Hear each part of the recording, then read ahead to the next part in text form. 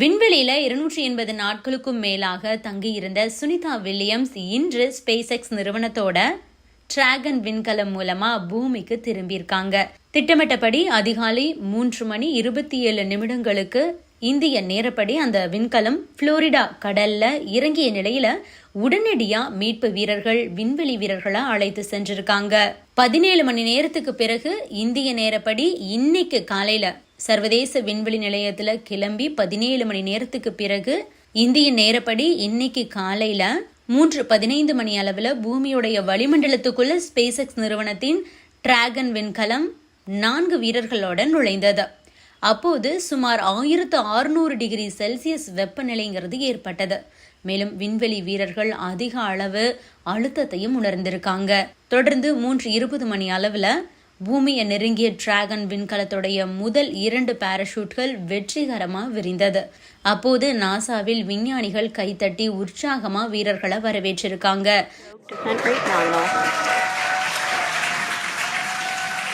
You can hear the crowd here. Visual on 2 healthy probes. The crowd here very excited as Dragon Freedom continues to make its way back to planet Earth. தொடர்ந்து அடுத்த கட்டமா 4 பெரிய பாராசூட்கள் விரிந்தது. 4 healthy mains.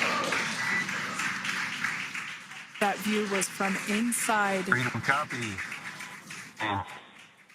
That view was from inside one of the buckets where the parachutes are located. So we see a great view there of the reefing on those parachutes. And as those main parachutes begin to inflate fully, 4 beautiful, healthy mains. சிறிது நேரத்திலேயே Florida கடலில் dragon விண்கலம் எந்தவிதமான பிரச்சனையுமின்றி இறங்கியது. Continuing to monitor progress of the Dragon spacecraft. And we're going to stand by for splashdown located in the Gulf of America off the coast of Tallahassee, Florida.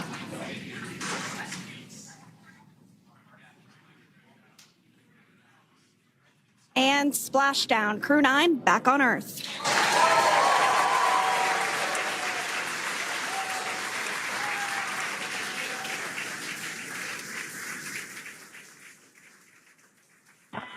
And SpaceX Freedom, splashdown.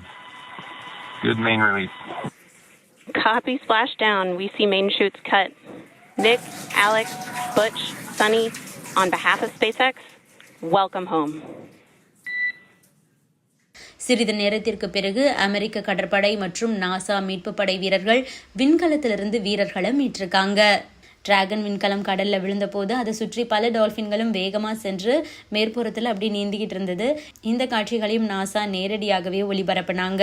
அப்போதுதான் பூமிக்கு திரும்பின விண்வெளி வீரர்களை டால்பின்கள் வரவேற்கிறதா NASA விஞ்ஞானிகள் கூறினாங்க. Dolphins, actually, who want to come and play with Dragon. Now, one of the fast boats there in place, working to assist the recovery team member. It's incredible. இந்த தரையிறங்கக்கூடிய நிகழ்வை splash down அப்படின்னு சொல்லுவாங்க. விண்கலம் இறங்கும் போது கடல்ல இருக்கக்கூடிய தண்ணீர் மிகப்பெரிய அளவில் தெரிக்கும் அப்படிங்கிறதுனால தான் அந்த செயல்முறையை ஸ்பிளாஷ் டவுன் அப்படின்னு சொல்றாங்க. டிராகன் விண்கலம் பூமியோட வளிமண்டலத்துக்குள்ள நுழையும் போது சற்று நேரத்துக்கு கட்டுப்பாட்டு அறையோடு தகவல் தொடர்பு அப்படிங்கிறது துண்டிக்கப்பட்டுடுச்சு. இது வழக்கமான நடைமுறை தான். அப்போது விண்கலத்தை சுற்றி 1927 டிகிரி செல்சியஸ் வெப்பநிலை இருந்தது. டிராகன் விண்கலத்துடைய வெப்ப தடுப்பு ஓடுகள் உள்ள இருந்த விண்வெளி வீரர்களை பாதுகாத்திருக்கு. சிறிது நேரத்திற்கு பிறகு தகவல் தொடர்பு மீட்கப்பட்டு கடல்ல இறங்குறதுக்கான பணிகள் தொடங்கப்பட்டது. தன்னிச்சையாகவே விண்கலம் பூமியை நோக்கி விரைந்தது. விண்கலம் சுமார் 27,000 கிலோமீட்டர் வேகத்தில் கொண்டிருந்தது. பின்னர் விண்கலத்துடைய வேகத்தை குறைக்கக்கூடிய அந்த பாராசூட் திறந்தது. நாசாவின் கேமராக்களில் இந்த நிகழ்வுகள் தெளிவாக படம் பிடிக்கப்பட்டது.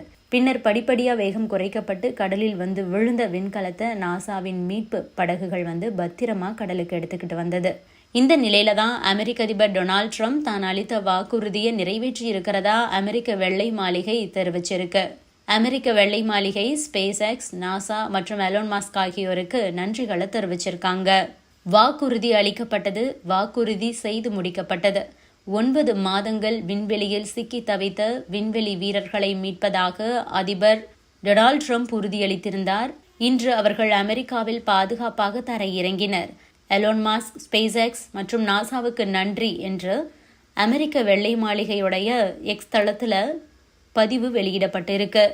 கடந்த ஜனவரி 28ஆம் தேதி அமெரிக்க அதிபர் டொனால்ட் ட்ரம்ப் சர்வதேச விண்வெளி நிலையத்திலிருந்து சுனிதா வில்லியம்ஸ், பச் வில்மோர் ஆகிய 2 விண்வெளி வீரர்களையும் மீட்டு வர எலோன் மாஸ்க் மற்றும் ஸ்பேஸ் எக்ஸ் நிறுவனத்துக்கிட்ட கோரிக்கை வச்சிருந்தாரு.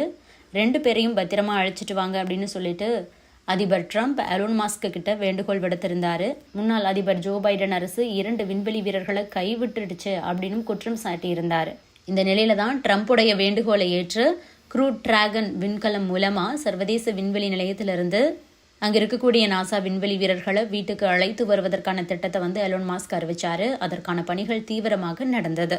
அதன்படிதான் சுனிதா வில்லியம்ஸ், பச் வில்மோர் ஆகிய 2 நாசா விஞ்ஞானிகளும் அமெரிக்க விண்வெளி வீரர் நிக் ஹாக் மற்றும் ரஷ்ய விண்வெளி வீரர் அலெக்சாண்டர் கொர்னோபோவ் ஆகியோர் இந்திய நேரப்படி இன்று அதிகாலை 3:27 மணி அளவில் புளோரிடா கடற்கரையில் வெற்றிகரமாக தரையிறங்கியிருக்காங்க.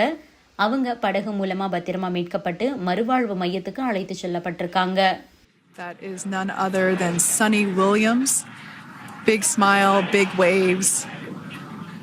She, like her other crew members, now will be assisted onto the mobility aid. There we have it. Some waves, some thumbs up, and some smiles.